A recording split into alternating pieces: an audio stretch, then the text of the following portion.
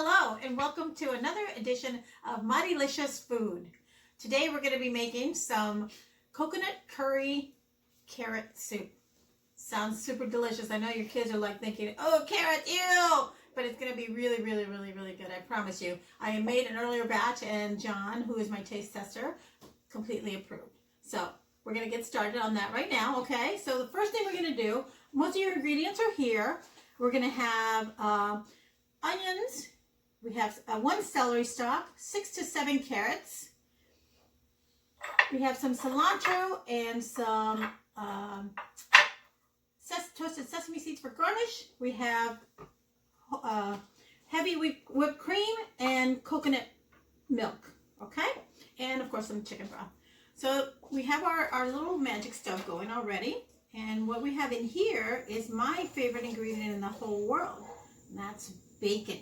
I love bacon. I always tell people I'm 90% bacon. Can you tell? Anyhow, so I already started it, toasted it for you so we don't have to spend so much time. And once you get it all to a nice crispy consistency, you remove the bacon, believe it or not. We're not going to use the bacon right now, but we leave all the delicious fat behind. So I'm going to turn that down for now. And I'm going to scoop out all the bacon. And by the way, this dish just kind of appeared at my house one day. So friends, if this is yours, please feel free to text me and claim it. Let's get all that bacon out of there. Let me get a spoon because I think that'll work a little bit better.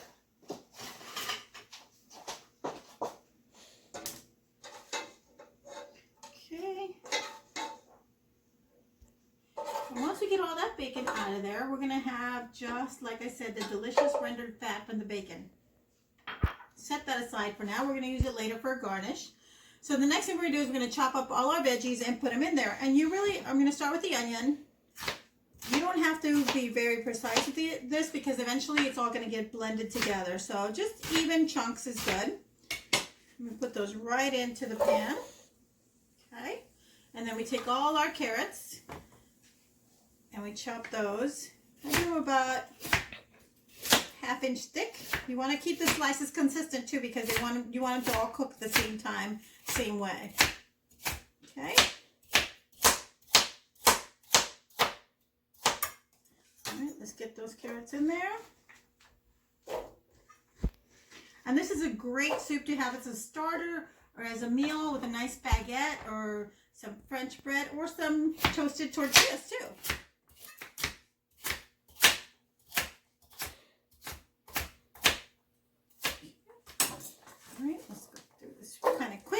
To take up too much of your time because I know time is valuable, although I guess in a quarantine we're kind of all held captive a little bit. All right, almost done with the carrots. And next we're going to chop up the celery, and we only use one stalk of celery. And you know, like with most soups, it's kind of like this is the base, but for this soup, the carrot is going to be the star of the soup. All right.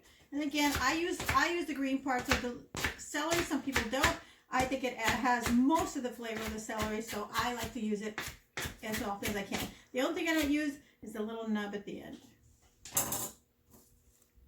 Okay, we take that, put that right in there. Right, well, let me turn that on.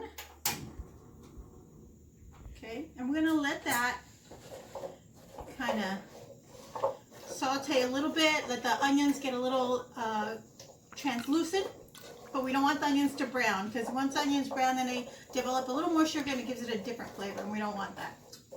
So let that go for a little while, and then we're going to add our garlic cloves. I used 3 garlic cloves, and you can just mash them up, and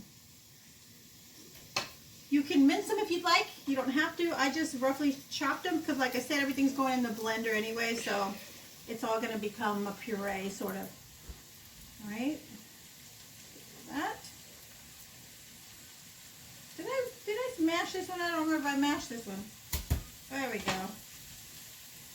And another little thing I have to share with you is I'm blind as a bat. I should be wearing glasses, but my vanity wins out sometimes. All right, so we're going to pretend that this has been going for about, I don't know, 10 minutes. And the onions are looking kind of translucent. And now we're going to add our garlic right in there. Okay. And then,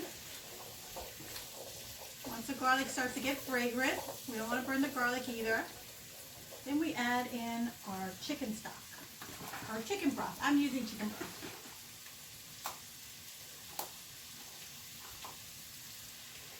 If you can, I try to use an organic chicken broth, but in these times, I take whatever chicken broth I can find on the shelves. And that's going to be a whole box of it, which is the equivalent of 4 cups.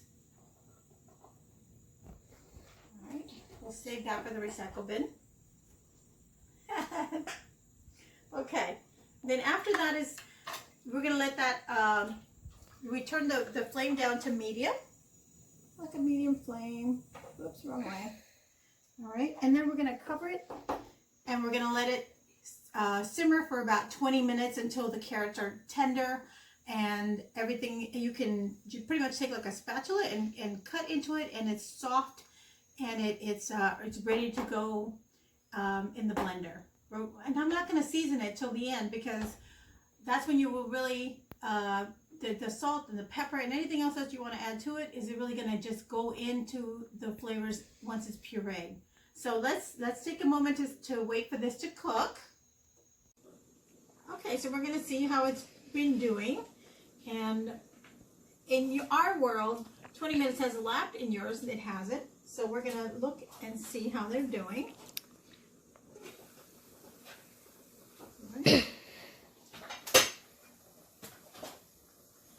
The carrots should be nice and soft, or at least break through with just gentle pressure.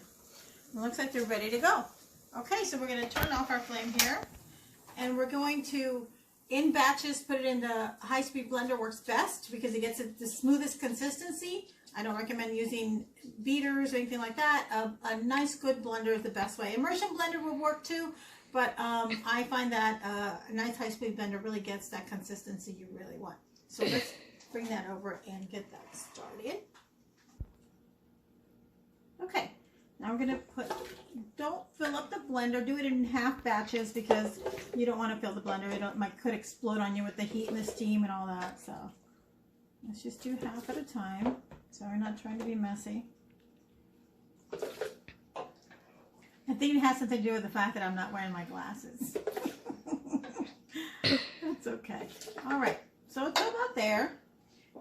And of course we're going to have some noise, because I love blenders. All right, here we go. Ready? Here we go.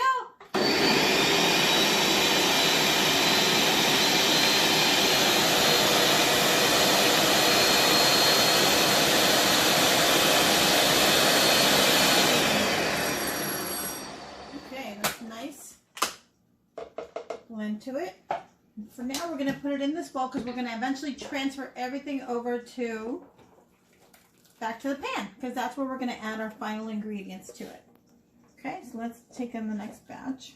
This, I'm going to set this down. And I'm just going to pour this. Be very careful. It's very hot liquids you're working with, so. All right. Let's get that out of the way.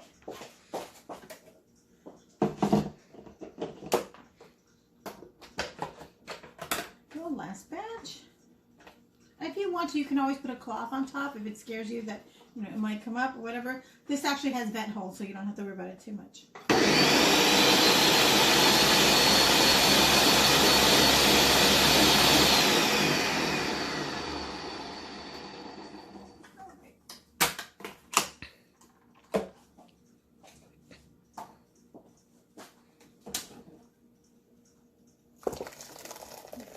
We got all that in there.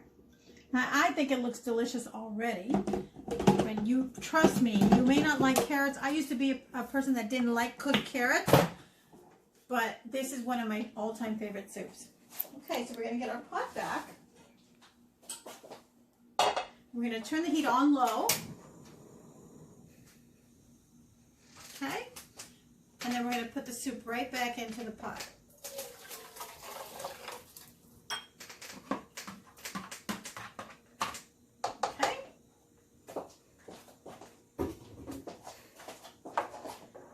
little stir. And then to this is where we start adding all the other stuff that's going to make it so amazing.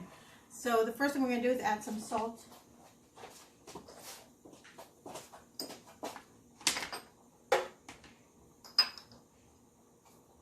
Be generous with your salt. Okay. Give it a quick stir. Let's lower that a little bit more.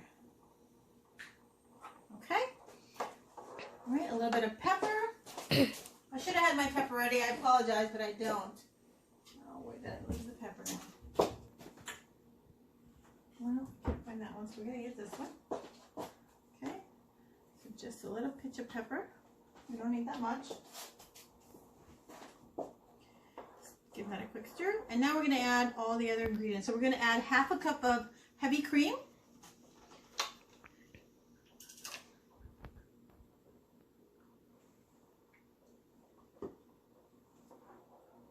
Take my spoon out. And at this point, we're going to use our whisk.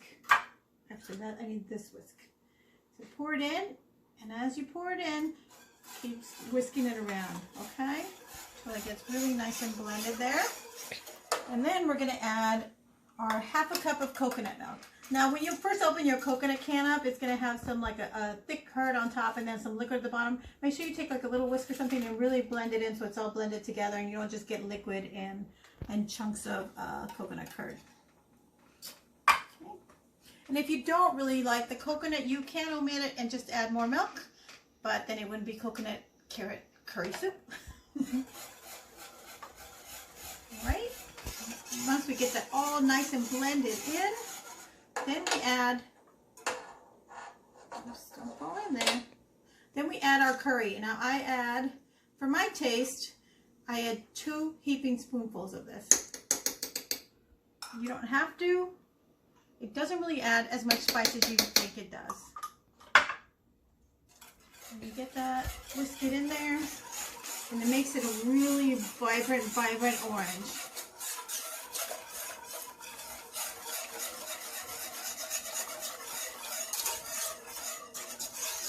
Alright, isn't that beautiful? Okay, and that's it for it. Okay, now we can put it into our beautiful bowl here and finish it off.